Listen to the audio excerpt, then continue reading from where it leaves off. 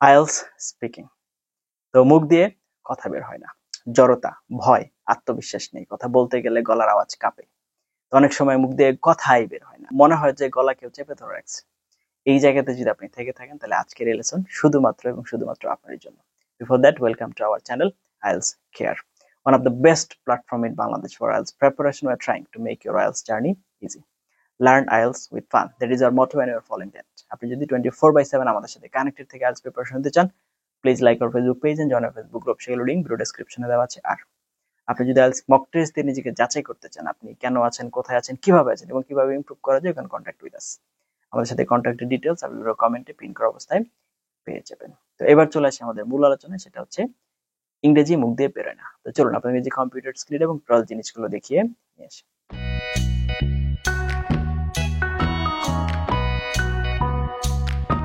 ওকে, তো চলে আসলাম আমরা কম্পিউটার স্ক্রিনে। আইএলটিএস স্পিকিং অনেক শিক্ষার্থীর একটা সাধারণ সমস্যা হলো মুখ থেকে কথা বের হয় না, মানে মাথায় কিছু ভাবলেও মুখে ঠিকভাবে ইংরেজিতে প্রকাশ করতে পারেন না। এটা স্বাভাবিক। ভয়, আত্মবিশ্বাসের অভাব, নিয়মিত চর্চার অভাবে এমনটা হয়। ভয়, আত্মবিশ্বাসের অভাব এবং নিয়মিত চর্চা, তিনটাই কিন্তু ইম্পর্টেন্ট এলিমেন্ট। নিচে কিছু সমস্যার কারণ ও সমাধান সহ উদাহরণ দিয়ে ব্যাখ্যা আমরা দেওয়ার চেষ্টা করছি। দেখুন, প্রথম সমস্যা, মুখ থেকে কথা বের হয় না কেন। নাম্বার 1, চিন্তা বাংলায়, বলার সময় ইংরেজিতে অনুবাদ করতে গিয়ে আটকে যান। সমাধান, ছোট ছোট ইংরেজি বাক্যে ভাবার অভ্যাস করুন। উদাহরণ, বাংলায় ভাবছেন আমি প্রতি শুক্রবার বাজারে যাই, ইংরেজিতে ভাবুন ও বলুন I go to market every Friday. এমন ছোট বাক্য দিয়ে শুরু করুন। এটা কিন্তু খুবই ইম্পর্টেন্ট একটা জিনিস। আমরা চিন্তা যখন বাংলায় করি তখন কিন্তু স্বভাবতই আমরা স্লো হয়ে যাই। তো পরীক্ষকের সামনে ভয় বা নার্ভাসনেস। সমাধান, নিজেই নিজেকে প্রশ্ন করে উত্তর দিন, আয়নায় অনুশীলন করুন। উদাহরণ অনুশীলন, what is your favourite hobby? My favourite hobby is drawing. I like to draw in my free time. It makes me happy. Number 3, অনুশীলনের ঘাটতি, মুখে বলা হয়নি, শুধু পড়ে গেছে। দিনে অন্তত 15 মিনিট জোরে জোরে ইংরেজিতে কথা বলুন, রেকর্ড করে শুনুন। উদাহরণ অনুশীলন topic, describe your home town. Simple version হতে পারে, my home town is a small village, it is quiet and beautiful, there are many trees, people are friendly. Advanced answer কি হতে পারে? Advance version, my home town is a peaceful village with natural beauty, it is surrounded by green fields and rivers, people are warm and helpful. Okay, এরপরে যেটা আছে সেটা হচ্ছে যে একেবারে নিখুঁত ইংরেজি বলার চেষ্টা, ভুল হতেই পারে, ভয়ের কিছু নেই, সহজভাবে বলুন। প্রশ্ন বুঝে না পেলে বলুন sorry, could you please repeat the question, let me think for a moment. এখন এখানে একটা বিষয়, যেমন আমরা যদি কনসিডার করি, আমরা যে বাংলা বলি সেখানেও কিন্তু ভুল হয়। তো আমরা বাংলা ভাষাভাষী, তারপরেও বাংলা ভুল হয়। তো সেক্ষেত্রে এমন না যে আপনি যখন একটা ভাষা বলবেন সেখানে কোনো ভুলই হবে না। No, there is nothing like that. You are going to make mistake and it's totally fine. Just be sure that you are speaking regularly, that will be fine. ওকে, এখন আমাদের কি করতে হবে দেখুন। প্রথমত আমাদের যে কাজগুলো, আবার একটু আমাদের সামারি বলছি। ছোট ছোট বাক্যে ইংরেজিতে ভাবার চেষ্টা করুন, অনুবাদ না করে সরাসরি ইংরেজিতে চিন্তা করা, আয়নার সামনে কথা বলা, মুখে বলার অভ্যাস তৈরি হয়, রেকর্ড করে শোনা, উন্নতির জায়গা খুঁজে পাওয়া যায়। ডেইলি স্পিকিং টপিক, প্রতিদিন এক একটা টপিক নিয়ে 2-3 মিনিট বলা। ওকে, এবার প্র্যাকটিস। ডেইলি স্পিকিং রুটিন, আপনি হচ্ছে সকালবেলা what did I do yesterday, আমি গতদিন কি করেছি। দুপুরে what M I doing now, আমি এখন কি করছি। রাতে what will I do tomorrow. এই যে কোয়েশ্চেন, এগুলোর আনসার আপনারা ডিসাইড করতে পারেন বা এগুলো হচ্ছে আপনারা চিন্তা করতে পারেন। তো এই সহজ সহজ টপিক নিয়ে যখন আপনারা রেগুলার বলা শুরু করবেন, তখন আপনাদের এই ব্যাপারগুলো আস্তে আস্তে ইজি হয়ে আসবে, আশা করা যায়। এতক্ষণ পর্যন্ত আপনারা বেসিক রুলস রেগুলেশন গুলো জানলেন। এবার দেখুন, আইএলটিএস স্পিকিং 11 থেকে 14 মিনিটের একটা semi formal interview, not fully formal, not fully informal. এটা আপনার চাকরির ইন্টারভিউ না, আবার আপনার ইউনিভার্সিটির অ্যাডমিশন টেস্ট, ভাইভা এক্সামও না, দুইটার মাঝামাঝি। এই জন্যই বলা হচ্ছে এটাকে সেমি ফর্মাল। এখানে আপনি আপনার ইচ্ছা মতো, আপনার স্বাধীন মতো যে কোয়েশ্চেন করা হয়েছে সেখানে আপনি আপনার মতামত তুলে ধরতে পারেন।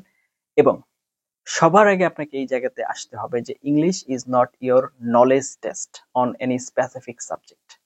কোন একটা সুনির্দিষ্ট টপিকে আপনি ওইটা কতটুকু ডিপে যে জানেন, সেটার ইন ডেপথে আপনার জানা কতটুকু, এটার কিন্তু পরীক্ষা আইএলটিএস না। IELTS is your language test. সুতরাং আপনার ল্যাঙ্গুয়েজে আপনি কতটুকু পারদর্শী, দ্যাটস দ্য ফ্যাক্ট। তো এই ফ্যাক্ট মাথায় রেখে আমাদেরকে আগাতে হবে। এই ফ্যাক্ট মাথায় রেখে যদি আমরা আগাতে যাই তাহলে যেটা আসতেছে সেটা হচ্ছে এখানে 11 থেকে 14 মিনিটের ইন্টারভিউ পার্টে 3টা পার্ট। প্রথম পার্টে 5 থেকে 6 মিনিট আপনাকে 9 থেকে 10টা কোয়েশ্চেন করা হবে 3টা টপিকের উপরে, প্রত্যেকটাই 3টা 4টা করে থাকবে। এগুলো আপনার রেগুলার লাইফ রিলেটেড, যেমন আপনার স্টাডি, আপনার হবি, আপনার হচ্ছে কান্ট্রি, তারপরে হচ্ছে আপনার লোকাল কালচার, এই টাইপের যে টপিকগুলো আছে এগুলোর উপরে ভিত্তি করে আপনাকে প্রশ্ন করা হয়। তাহলে এরপরে কি আছে? এরপরে যেটা আছে সেটা হচ্ছে আপনার কিউ কার্ড টপিক। এখানে আপনাকে একটা সুনির্দিষ্ট টপিক দেওয়া হবে, তার উপরে ভিত্তি করে আপনাকে 2 মিনিট বলতে হবে। এরপরে এই টপিকের সাথে ফলো আপ আপনাকে 5 থেকে 6টা কোশ্চেন করা হবে 4 থেকে 5 মিনিটের ভিতরে। সেই আনসারগুলো আপনাকে একটু বড় করে দেওয়ার চেষ্টা করতে হবে।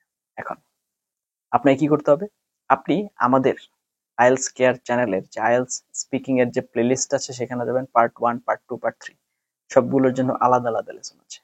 কিভাবে আপনি ফ্লুয়েন্সি ইমপ্রুভ করবেন সেটার লেসন আছে। আপনি কিভাবে বডি ল্যাঙ্গুয়েজকে ইমপ্রুভ করবেন, আপনি কিভাবে কনফিডেন্স ইমপ্রুভ করবেন, সবগুলোর জন্য আলাদা আলাদা লেসন আছে। দয়া করে আগে সেগুলো যে দেখেন।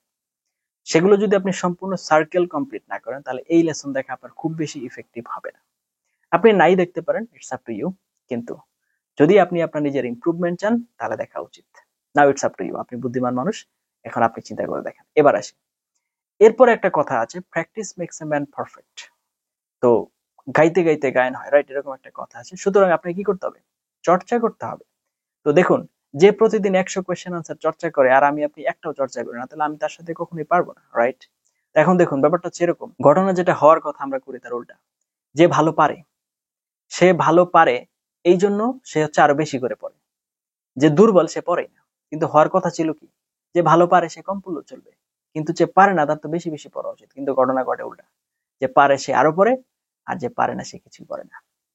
যারা আমরা মনে করি, আমাদের যারা আমরা কনসিডার করে যে হ্যাঁ আমি দুর্বল, কথা বলতে গেলে ভয় লাগে, জড়তা কাজ করে, তার হচ্ছে জোরে জোরে উচ্চারণ করে পড়াটা প্রতিদিন রেগুলার কন্টিনিউ করা উচিত।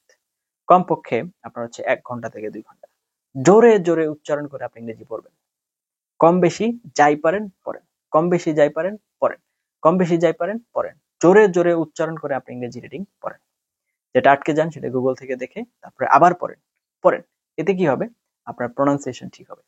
আপনার হচ্ছে গলার যে জড়তা, ইংরেজি বলতে গেলে যে ভয় পান, আমরা যে ইংরেজি বলতে গেলে ভয় পাই, এটা কিন্তু আসলে আপনার বাইরের লোককে ভয় পাই না। ভয় পাই হচ্ছে আমরা আমাদের নিজেদের গলার আওয়াজকেই ভয়। এটা আবার কেমন কেমন শোনায় হঠাৎ করে, কারণ আমরা কখনো এভাবে মনোযোগ দিয়ে নিজেদের গলার আওয়াজ শুনি না। কারণ এই পৃথিবীতে সবচেয়ে বোরিং কাজ হচ্ছে নিজের গলার আওয়াজ আবার শোনা। আপনি রেকর্ড করে শুনতে যেয়ে দেখবেন কি পরিমাণ বোরিং লাগে। সুতরাং এই কাজ করতে গেলে আমাদের একটু জড়তা বা ভয় কাজ করে। তো তার জন্য আপনার কি করতে হবে? রেগুলার নিজে নিজে প্র্যাকটিস করার চেষ্টা করতে হবে এবং জোরে জোরে উচ্চারণ করে পড়তে হবে। তো যত বেশি পড়বেন আপনার এখানে তত বেশি ইমপ্রুভমেন্ট হবে। এখানে এটা কোনো বলার অপেক্ষাই রাখে না। So read regularly. আর যে রুলস রেগুলেশন গুলো আপনাদের সাথে আলোচনা করলাম সেগুলো প্র্যাকটিস করুন। কোথাও কোনো প্রবলেম হলে আমাদেরকে জানান। We are just one comment away from you guys. এখন আপনারা চাইলে আপনাদের প্রোনাউন্সিয়েশন আমাদেরকে দিয়ে চেক করাতে পারেন। কিভাবে চেক করাবেন? আমাদের যে ফেসবুক গ্রুপ আছে পিটি প্রিপারেশন বাংলাদেশ, সেখানে আপনাদের অডিও ভয়েস রেকর্ড করে পাঠিয়ে দেন। আমরাই আপনাদেরকে চেক করে অ্যাসেস করে পুরো সিনারিও বলে দিব যে কোথায় কোথায় সমস্যা হচ্ছে, কিভাবে সেগুলো সলিউশন করা যায়। তো আমরা যেহেতু আছি, কাজে লাগান। আপনাদের অপরচুনিটি আছে, সুযোগ কাজে লাগাতে পারেন যদি আপনি চান। যাই হোক, তোমাদের সাথে ছিলাম, তার জন্য অনেক অনেক ধন্যবাদ। এই ধরনের আরো অনেক ইনফরমেটিভ লেসন পাওয়ার জন্য দয়া করে চ্যানেল সাবস্ক্রাইব করে পাশে থাকতে বলবেন না। আর আমরাও মানুষ, যদি কোনো ভুলভ্রান্তি হয় তাহলে অবশ্যই দয়া করে ভুলগুলো ক্ষমাসুলভ দৃষ্টিতে